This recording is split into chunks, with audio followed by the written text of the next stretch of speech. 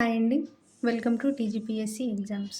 మనం ప్రీవియస్ వీడియోలో అసఫ్ జాహీలు టాపిక్‌లో సార్జంగ్ 1 యొక్క సంస్కరణలో భాగంగా మనం ఆహ్, విద్యా సంస్కరణలు చూసామండి. సో, ఏ బిట్ దాకా చూసామంటే 250 బిట్ దాకా చూసామండి. నెక్స్ట్ 251 బిట్ నుంచి ఇప్పుడు డిస్కస్ చేద్దాం ఈ వీడియోలో. 251 బిట్ వచ్చేసరికి ఏ సంవత్సరంలో Chaderghat high school plus school of engineering కలిసి హైదరాబాద్ కాలేజీగా ఏర్పడ్డాయి. ఇది చాలా చాలా ఇంపార్టెంట్ అండి. ఎందుకంటే ఇదే తర్వాత దీని పరిణామ క్రమంలో భాగంగా నిజాం కాలేజీగా ఏర్పడుతుందండి. సో, నిజాం కాలేజ్ అనేది ఎలా ఏర్పడింది, దాని బ్యాక్ స్టోరీ ఏంటనేది మనం తెలుసుకోవాలంటే ఫస్ట్ మనము Chaderghat high school plus school of engineering 2 కలిసి హైదరాబాద్ కాలేజీ ఏర్పడ్డాయని తెలుసుకోవాలండి. ఈ హైదరాబాద్ కాలేజ్ అనేది ఏ ఇయర్‌లో ఏర్పడిందంటే 1880 అండి. చాదర్ఘట్ హై స్కూల్ మనం ప్రీవియస్ వీడియోలో డిస్కస్ చేసుకున్నామండి. చాదర్ఘట్ హై స్కూల్ అనేది 1872లో ఏర్పడితే, స్కూల్ ఆఫ్ ఇంజినీరింగ్ దానికంటే ఒక 2 ఇయర్స్ ముందే 1870లో ఏర్పడిందండి. సో, ఇది 1870, ఇది 1872.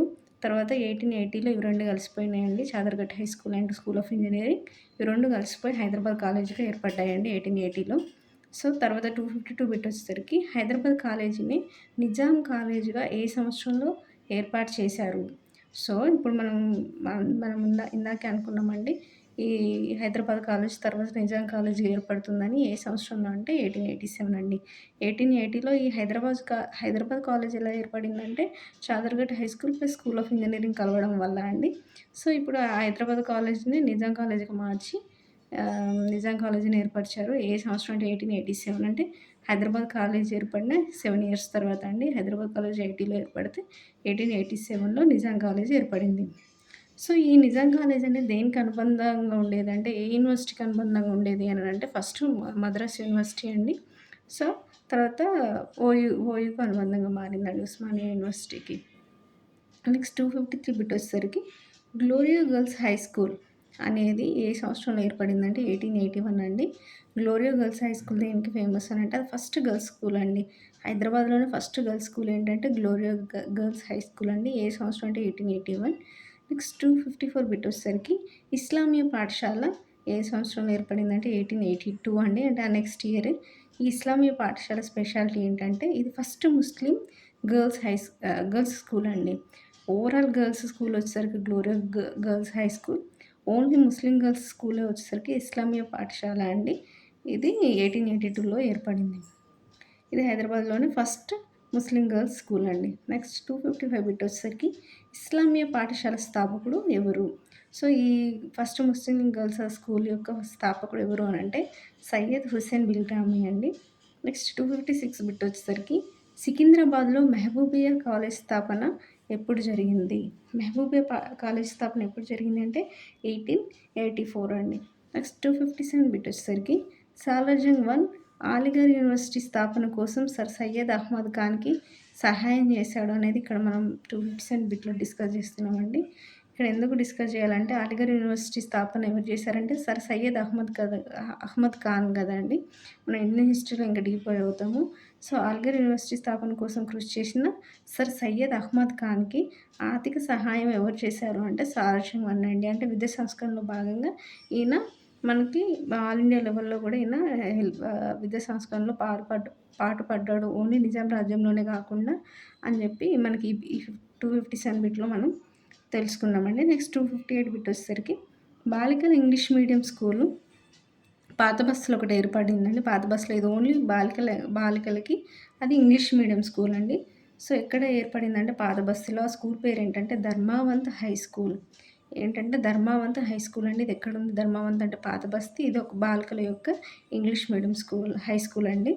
నెక్స్ట్ సికింద్రాబాద్‌లో కూడా ఒక స్కూల్ ఏర్పడిందండి. దాన్ని కీస్ హై స్కూల్ అంటాం. సికింద్రాబాద్‌లో ఉంది కీస్ హై స్కూల్. పాత బస్తీలో ఉంది ధర్మావంత్ హై స్కూల్ అండి. నెక్స్ట్ 259 బిట్ వచ్చేసరికి మనకి నాంపల్లిలో కూడా ఒక పాఠశాల ఏర్పాటు చేశారండి. దాన్నే జనానా బాలికల పాఠశాల అంటారు. ఇది 1890లో ఏర్పడిందండి. ఏ సంవత్సరం అంటే 1890. సో, మనకిక్కడ విద్యా సంస్కరణ గురించి కదండీ మనం డిస్కస్ చేసేది. అంటే విద్యలో ఓన్లీ ఓవరాల్ విద్యలోనే కాకుండా, విద్యలో భాగమైన బాలికలు ఎంతో అంటే మనకి ఇన్‌ఈక్వాలిటీ పె ఆహ్, బ ఎక్కువగా ఉండే కాలంలో బాలికల కోసం ప్రత్యేకంగా ఈయన పాఠశాలలు ఏర్పాటు చేశాడు అనేది ఇక్కడ వెరీ వెరీ ఇంపార్టెంట్ కాబట్టి మనకి బాలికల పాఠశాలలు ఏంటి, ఎప్పుడెప్పుడు ఏర్పాటు చేశారనేది మనం ఇక్కడ డిస్కస్ చేస్తున్నామండి. మనం ఆల్రెడీ చదువుకున్నాం ప్రీవియస్ బిట్‌లో ఫస్ట్ బాలికల హై స్కూల్ ఏంటంటే గ్లోరియా గర్ల్స్ అన్నామండి. అది ఏ సంవత్సరం అంటే 1881 అండి. ఇప్పుడు మనకు జనాన బాలికల పాఠశాల ఎక్కడ ఏర్పాటు చేశారంటే నాంపల్లి. ఏ ఇయర్ అంటే 1890 అండి.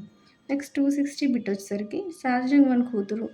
ఈయనకి షాజహాన్ వన్‌కి ఒక కూతురు ఉందండి, నూరునిసా బేగం. ఈ నూరునిసా బేగం ఏం చేసింది అనంటే రాజభవనాల్లో బాలికలకు పాఠశాలను ఏర్పరిచింది. సో, ఇప్పుడు వీళ్ళు ముస్లిం రాజులు కదండీ అసఫ్ జాహీలు. వాళ్ళ పిల్లల్ని మామూలుగానే ఇప్పుడు ఈ టైంలోనే మనకి 21st సెంచరీలో గూడా బాలికలకు కొన్ని రెస్ట్రిక్షన్స్ ఉంటాయండి ముస్లిం కమ్యూనిటీలో. వాళ్ళ కస్టమ్స్ ప్రకారము. సో, అప్పుడు ఇంకా ఆ రోజుల్లో ఇంకెక్కువ ఉండేవి గదండీ. సో, బాలికలని ఎక్కువ బయటికి పంపించేవడానికి గానీ, చదువుకోవడానికి గానీ అంత ఎంకరేజ్‌మెంట్ ఉండేది గాదు. బయటకెళ్ళి చదవాలి అనంటే. సో, దాన్ని ఓవర్‌కమ్ జేయడానికి వాళ్ళ రాజభవనాల్లోనే ఎళ్లి పాఠశాలను ఏర్పరచడం అనేది ఎవరు జేశారు అనంటే వాళ్ళ పిల్లలు చదువుకోవడం కోసం, బాలికలు చదువుకోవడం కోసం రాజభవనాల్లోనే ఒక పాఠశాలను బాలికల పాఠశాలను ఏర్పరిచింది ఎవరు అంటే నూరినిసా బేగం అండి. ఈ నూరినిసా బేగం ఎవరి కూతురు అంటే షాజహాన్ ఖాన్ కూతురు. ఈమె ఏం చేసిందంటే రాజభవనాల్లో ఈ రాజుల కూతుర్లు బాలికలు ఎవరైతే ఉంటారో వాళ్ళ కోసం పాఠశాలను ఏర్పరిచింది. నెక్స్ట్ 261 బిట్ వచ్చేసరికి షాజహాన్ ఖాన్ విద్యాశాఖ పనితీరును పర్యవేక్షించడానికి ఎవరిని నియమించారు? సో, ఇప్పుడు విద్యాశాఖలో ఇన్ని సంస్కరణలు తీసుకొచ్చారు గదండీ. సో, ఆ సంస్కరణలు తీసుకొచ్చిన తర్వాత ఉన్న పనితీరు ఎలా ఉంది అసలు అనేది గ్రౌండ్ రిపోర్ట్ ఇవ్వడం కోసం ఎవరిని నియమించారంటే ముహతమీమ్స్ తాలిమత్ అనే అధికారులను నియమించారండి. ఎవరు అంటే ముహతమీమ్స్ తాలిమత్. నెక్స్ట్ 262 బిట్ వచ్చేసరికి 1869లో ఎవరిని విద్యాశాఖ కార్యదర్శిగా నియమించాడు? సో, 269 విద్యాశాఖ కార్యదర్శి ఎవరిని నియమించాడంటే విల్కిన్సన్ అండి. ఈ విల్కిన్సన్ మనం ఇంతకుముందు ప్రీవియస్ వీడియోలో కూడా డిస్కస్ చేసాం. విల్కిన్సన్ విద్యాశాఖకి ఫస్ట్ డైరెక్టర్‌గా నియమించబడ్డాడు అని చదువుకున్నామండి. సో, 1869లోకి వచ్చేసరికి ఈయననే విద్యాశాఖ కార్యదర్శిగా కూడా నియమించారు. నెక్స్ట్ 263 బిట్ వచ్చేసరికి నిజాం కాలంలో ప్రైవేట్ పాఠశాలని ఏమని పిలిచేవారు? ఇది చాలా చాలా ఇంపార్టెంట్ అండి. సో, ఇప్పటిదాకా ఉన్నాయన్నీ నిజాం చైతన్యం స్థాపించబడిన పాఠశాలలు. అవే కాకుండా ఇంకా ప్రైవేట్ పాఠశాలలు కూడా ఉన్నాయండి. ఇండివిజువల్‌గా చాలామంది స్థాపించిన పాఠశాలలు. వాటినే ప్రైవేట్ పాఠశాలలు. వాటిని ఏమని పిలిచారనంటే ఖాంగీ అని పిలిచేవారండి. ప్రైవేట్ పాఠశాలను ఏమని పిలిచారంటే ఖాంగీ. ఇది ఇంపార్టెంట్ కాబట్టి గుర్తుంచుకోవాలండి. ప్రీవియస్ ఎగ్జామ్స్‌లో గూడా మనకు మోస్ట్‌లీ అడిగిన బిట్ కాబట్టి గుర్తుంచుకోవాలి. ఏమని పిలిచేవారు ప్రైవేట్ పాఠశాలని అంటే కాంగి. నెక్స్ట్ రవాణా సమాచార సంస్కరణలు. సో, విద్యా సంస్కరణలు అయిపోయిందండి. ఇప్పుడు రవాణా సమాచార సంస్కరణలో భాగంగా 264 బిట్ వచ్చేసరికి మనకి 256లో 1856-1857 1856లో స్టార్ట్ అయిందండి ఇది టెలిగ్రాఫ్ వ్యవస్థ అనేది. మనకు హైదరాబాదు నిజాం రాజ్యంలో ఎక్కడి నుంచి ఎక్కడి వరకు అంటే హైదరాబాద్ టు ముంబై అండి. హైదరాబాద్ టు ముంబై ఒక టెలిగ్రాఫ్ వ్యవస్థ ఏర్పడిందండి. ఈ హైదరాబాద్ టు ముంబై అనేది వయా కర్నూలు నుంచి వెళ్ళిందండి. సో, ఇది ఏ ఇయర్‌లో ఏర్పడింది ఈ టెలిగ్రాఫ్ వ్యవస్థ అంటే 1856 అని గుర్తుంచుకోవాలండి. 265 బిట్ వచ్చేసరికి మనకి హైదరాబాద్ టు షోలాపూర్ మొదటి గ్రాండ్ ట్రంక్ రోడ్డు ఎప్పుడు ఏర్పడిందంటే 1868లో అండి. నెక్స్ట్ 266 బిట్ వచ్చేసరికి నిజాం స్టేట్ రైల్వే శాఖ ఎప్పుడు ఏర్పడిందంటే 1869 అండి. 1869 ఇప్పుడు నిజాం స్టేట్ రైల్వే శాఖ ఎప్పుడు ఏర్పడిందండి. నెక్స్ట్ 267 మొదటి రైల్వే లైన్ ఎప్పుడు ఏర్పడింది అని అంటే 1874లో పూర్తయింది.